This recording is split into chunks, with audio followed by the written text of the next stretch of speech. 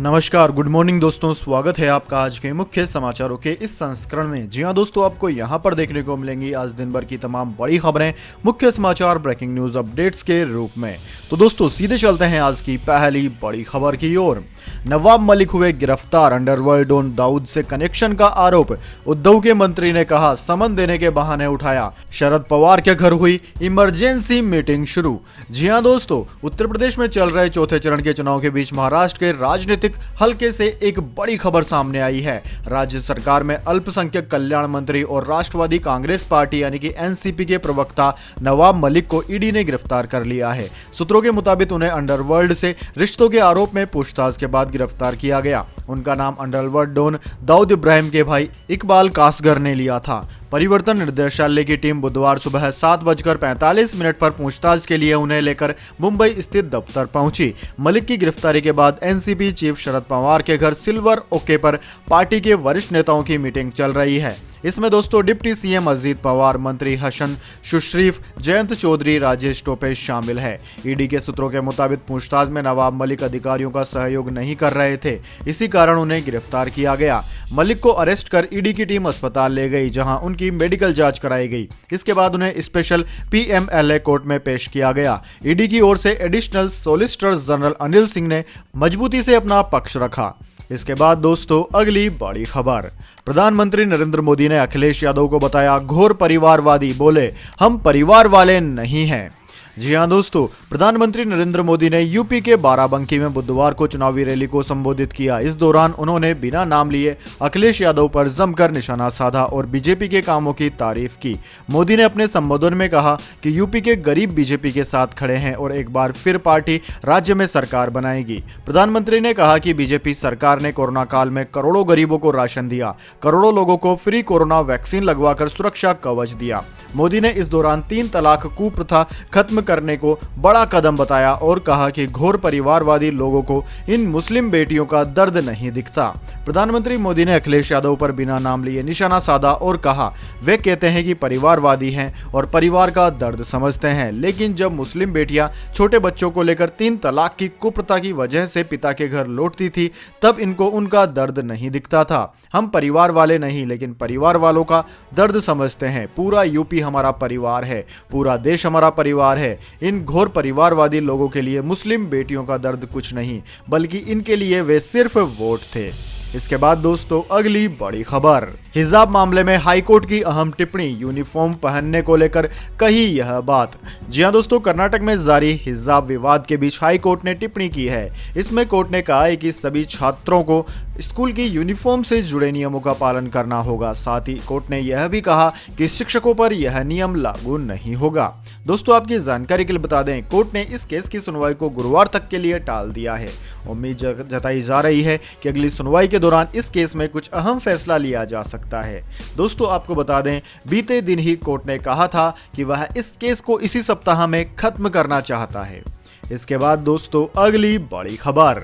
UP में चौथे चरण की वोटिंग 5 बजे तक 57.45% मतदान, सबसे ज्यादा 62.45% लखीमपुर खीरी में।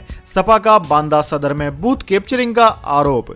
जी हां दोस्तों, यूपी विधानसभा के चौथे चरण में 9 जिलों की 59 सीटों पर वोटिंग हो रही है। 5 बजे तक 57.45% मतदान हुआ, सबसे ज्यादा 62.45% वोट लखीमपुर खीरी में पड़े। दोस्तों 61.42% के साथ पीलीभीत दूसरी नंबर पर रहा। इस बीच समाजवादी पार्टी ने ट्वीट करके बांदा सदर विधानसभा में 305 और 306 नंबर के बूथ की कैप्चरिंग का आरोप लगाया। पार्टी का कहना है कि शिकायत के लिए डीएम से संपर्क किया गया, लेकिन उन्होंने फोन नहीं उठाया। इस मामले में सपा ने चुनाव आयोग से संज्ञान लेने की अपील की है। इसके बाद दोस्तों अगली बड़ी खबर। ताइवान पर कब्जे की फिराक में है चीन, मीडिया की गलती से खुल गई पोल। जी हां दोस्तों, दो देशों के युद्ध के संकट पर चीन साफ तौर पर कुछ भी बोलने से बच रहा है। एक तरफ वो सुरक्षा और नाटो के खतरे का जिक्र करते हुए रशिया का समर्थन कर रहा है, तो दूसरी तरफ यूक्रेन का फिक्र करते हुए स्वतंत्रता और संप्रभुता की रक्षा के गीत गा रहा है। ऐसे में वो किसकी तरफ है, इस पर संशय बना हुआ है। लेकिन दोस्तों अब चीनी मीडिया ने ही गलती से अपने देश की पोल खोल दी।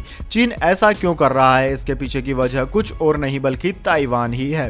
दरअसल दोस्तों एक चीनी समाचार आउटलेट ने दोनों देशों की लड़ाई पर कवरेज पर अपने खुद के सेंसरशिप निर्देशों को गलती से लीक कर दिया। एक रिपोर्ट में यह दावा किया गया कि इससे चीन की चालाकी सामने आ गई है। इससे पता चला है कि चीनी मीडिया को निर्देश है अमेरिका और चीन को बिना नाराज किए रूस के साथ भावनात्मक और नैतिक सपोर्ट बनाए रखे। इससे ताइवान पर कब्जे की मंशा का भी पता चलता है। निर्देशों में कहा गया है कि ध्यान रखें भविष्य में ताइवान मामले पर अमेरिका से टकराने के लिए चीन को रूस की जरूरत पड़ेगी। इस वजह से वह रशिया के सपोर्ट में है। इसके बाद दोस्तों अगली बड़ी खबर, CBSE 10th 12th exam latest update, offline ही होंगे 10वीं 12वीं के एग्जाम। सुप्रीम कोर्ट ने खारिज कर दी याचिका। जी हां दोस्तों बड़ी खबर है 10वीं 12वीं में पढ़ने वाले छात्रों के लिए। जी हां दोस्तों सुप्रीम कोर्ट ने उनको झटका दे दिया है। कोर्ट ने 10वीं और 12वीं क्लास की बोर्ड परीक्षाओं को लेकर दायर याचिकाओं पर सुनवाई की और केंद्रीय माध्यमिक शिक्षा बोर्ड द्वारा आयोजित होने वाली 10वीं और 12वीं कक्षा की ऑफलाइन बोर्ड परीक्षा रद्द किए जाने की मांग वाली याचिका को रद्द कर दिया।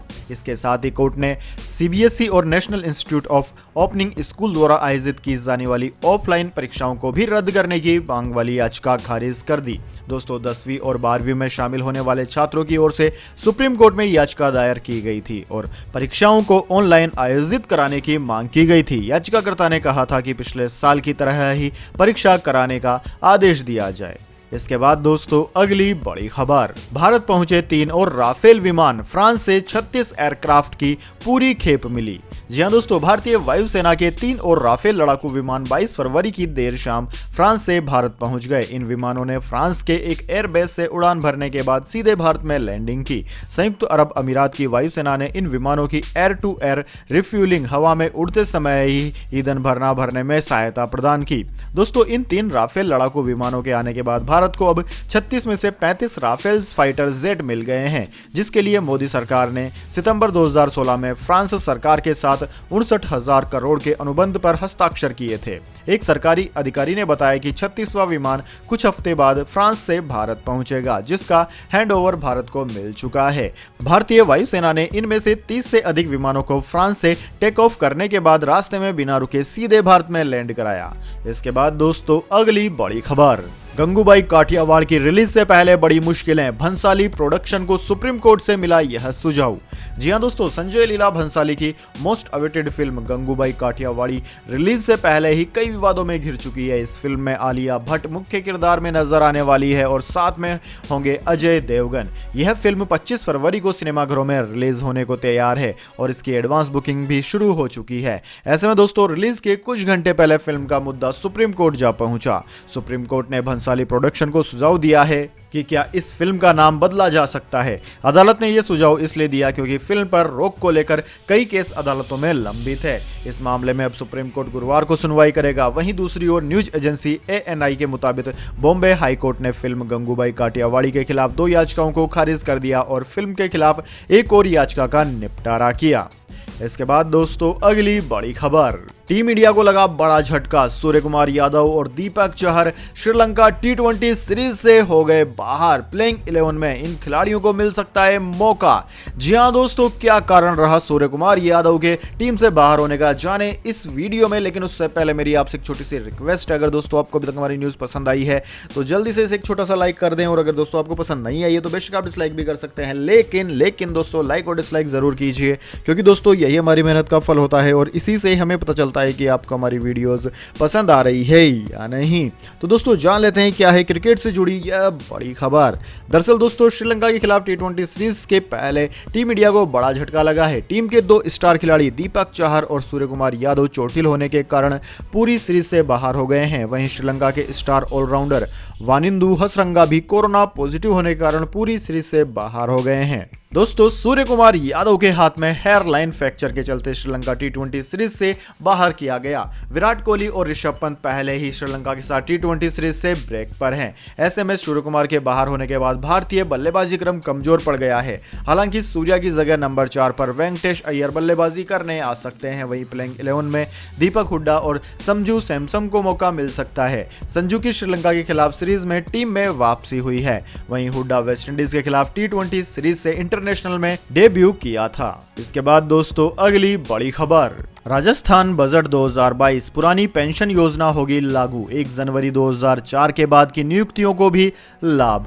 जी हां दोस्तों, राजस्थान के मुख्यमंत्री अशोक गहलोत ने अपने कार्यकाल का चौथा बजट पेश किया।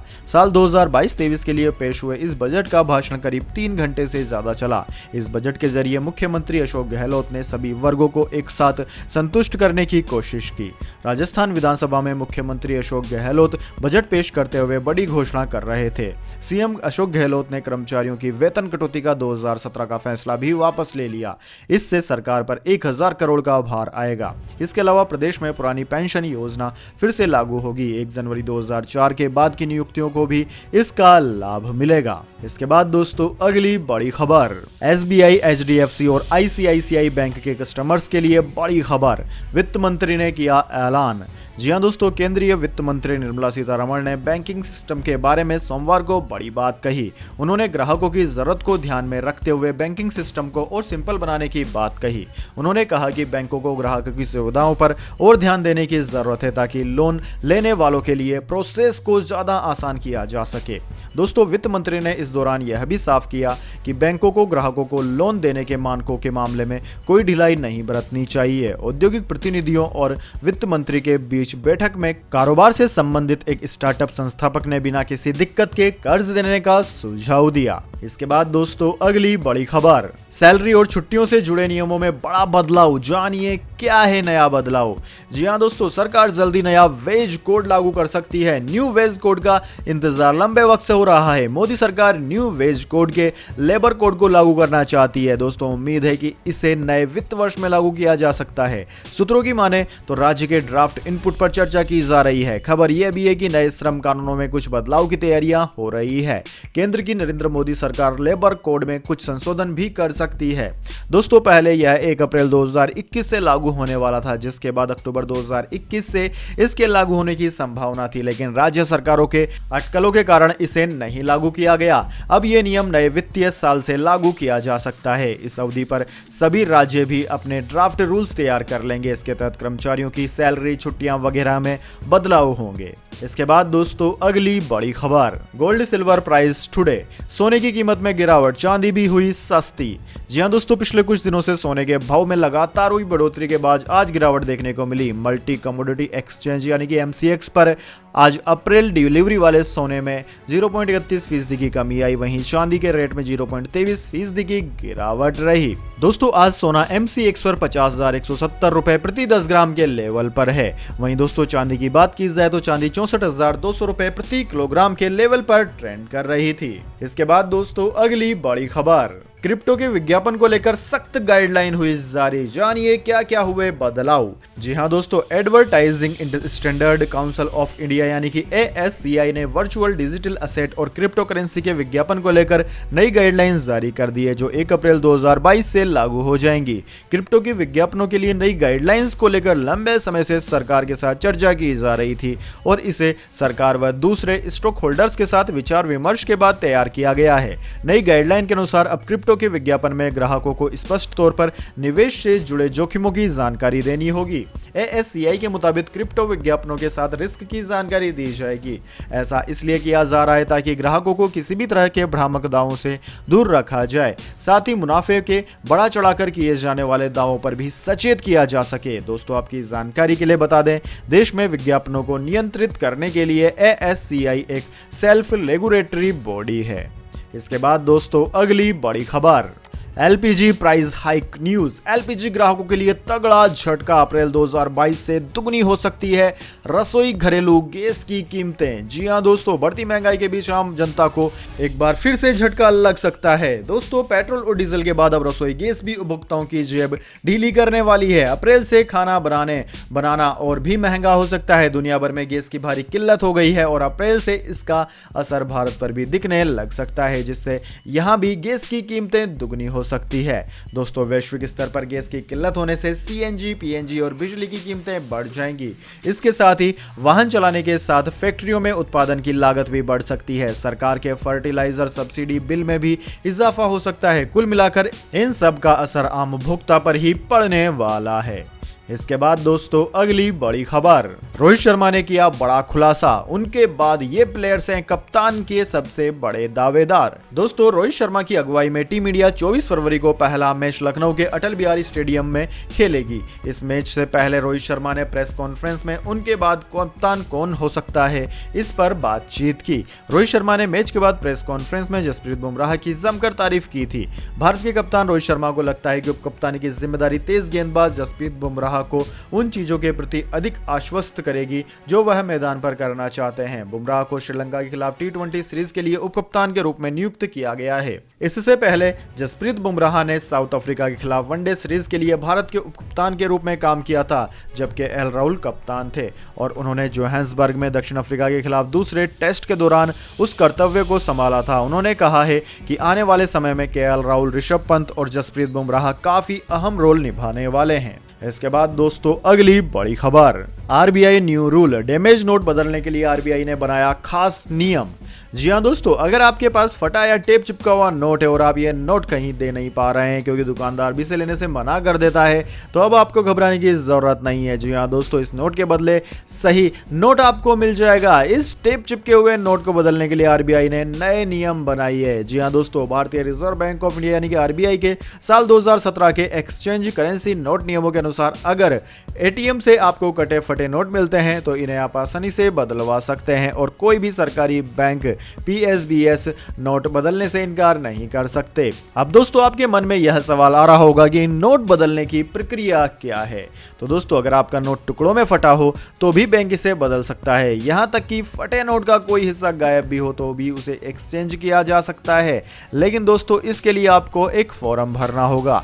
आपको आरबीआई के ऑफिस जाना होगा, एक कागज पे फॉर्म भरना होगा, उसको सरकारी बैंक, प्राइवेट बैंक या फिर किसी भी करेंसी चेस्ट या आरबीआई के इशूड ऑफिस में जाकर देना होगा। वहां पर आपको उसके बदले में नया करेंसी नोट मिल जाएगा। इसके बाद दोस्तों, अगली बड़ी खबर, अगर आप भी करते हैं ऑनलाइन यूपीआई पेमेंट तो हो जाएं सावधान, एक गलती से हो सकते हैं साइबर फ्रॉड का शिकार। जी हाँ दोस्तों, पिछले कुछ सालों में देश ने तेजी से तरक्की की है। ऐसे में नई नई तकनीक हमारे जीवन का अभिन्न हिस्सा बन गई है। उनमें से एक है डिजिटलाइजेशन। जी हाँ दोस्तों, देश की बड़ी आबादी के पास इंटरनेट की सुविधा है। ऐसे में लोग अपने ज्यादातर काम ऑनलाइन ही करना पसंद करते हैं। इसमें डिजिटल पेमेंट भी शामिल है। दोस्तों, क्रेडिट कार्ड, डेबिट कार्ड और यूपीआई के द्वारा ऑनलाइन पेमेंट करने के तरीके में जबरदस्त तेजी देखी गई। बड़े यूपीआई पेमेंट के कारण साइबर अपराधों की संख्या में भी जबरदस्त तेजी देखी गई है। दोस्तों, आजकल बिना कैश लिए ही आप स्ट्रीट वेंडर से लेकर बड़ी बड़ी दुकानों तक में यूपीआई के द्वारा पेमेंट कर लेते हैं। ऐसे में लोगों को साइबर अपराधी अपना शिकार बनाकर लाखों करोड़ों का चूना लगा रहे हैं। दोस्तों, बढ़ते साइबर अपराधों को देखते हुए एसबीआई ने लोगों को होने वाले इन साइबर अपराधों के लिए आगाह किया है। दोस्तों, एसबीआई ने अपने ग्राहकों से कहा है कि बैंक डिटेल, पिन नंबर किसी को भी शेयर नहीं करें। इससे साइबर अपराधी आपके अकाउंट को खाली कर सकते हैं। इसके अलावा उन्होंने पैसे ट्रांसफर करते वक्त इस बात का खास ख्याल रखने को कहा है कि आप उस व्यक्ति को यूपीआई आईडी, बैंक डिटेल्स और मोबाइल नंबर को वेरीफाई करा के ही पैसे ट्रांसफर करें और अगर आपसे कोई ओटीपी मांगता है तो ओटीपी कदापि किसी को ना बताएं। इसके बाद दोस्तों, अगली बड़ी खबर, आईपीएल 2022 आईपीएल का फाइनल मई में तारीख आई सामने। मुंबई में खेले जाएंगे 55 मुकाबले। जी हां दोस्तों, आईपीएल 2022 का शेड्यूल लगभग पक्का हो चुका है। टी20 लीग के मौजूदा सीजन के मुकाबले 26 मार्च से शुरू हो सकते हैं और फाइनल 29 मई को खेला जा सकता है। टी20 लीग के मौजूदा सीजन से 8 की जगह 10 टीमें उतर रही है। दोस्तों, पिछले दिनों हुए ऑक्शन में कुल 204 खिलाड़ी खरीदे गए थे। इससे पहले 33 रिटेन हुए थे, यानी कि कुल 237 खिलाड़ी टूर्नामेंट में खेलेंगे। टूर्नामेंट के लीग राउंड के मुकाबले महाराष्ट्र में होंगे। मुंबई में 55 मुकाबले खेले जाएंगे। 24 फरवरी को आईपीएल गवर्निंग काउंसिल की बैठक होने जा रही है। दोस्तों, क्रिकबज़ की खबर के अनुसार आईपीएल के लीग राउंड के मुकाबले महाराष्ट्र में होंगे। लीग राउंड में कुल 70 मुकाबले होने हैं। मुंबई के 3 venues, Wankhede stadium, DY Patil और बेब्रोन में कुल 55 मुकाबले खेले जाएंगे। इसके अलावा पुणे में 15 मैच होंगे, जबकि 10 टीमें वानखेड़े और डीवाई पाटिल में 4-4 मुकाबले खेलेंगी। इसके अलावा दोस्तों, उन्हें पुणे और बेब्रोन में 3-3 मैच खेलने होंगे। दोस्तों, मौजूदा सीजन से टी20 लीग में मैचों की संख्या 60 से बढ़ाकर 74 हो गई है। तो दोस्तों, यह थी आज की तमाम बड़ी खबरें। इसके बाद दोस्तों, बारी आती है आज के मेन क्विज क्वेश्चन की। जी हाँ दोस्तों, एक आसान से सवाल का जवाब देकर आप जीत सकते हैं एक अमेजिंग सरप्राइज गिफ्ट हमारे यूट्यूब चैनल की ओर से। तो दोस्तों, आज का सवाल आपकी स्क्रीन पर आ चुका है। भारत का सबसे पुराना राजनीतिक दल कौन सा है? जी हाँ दोस्तों, अगर आप जानते हैं भारत की सबसे पुरानी राजनीतिक यानी कि पॉलिटिकल पार्टी का नाम, तो जल्दी से कमेंट बॉक्स में लिख दीजिए।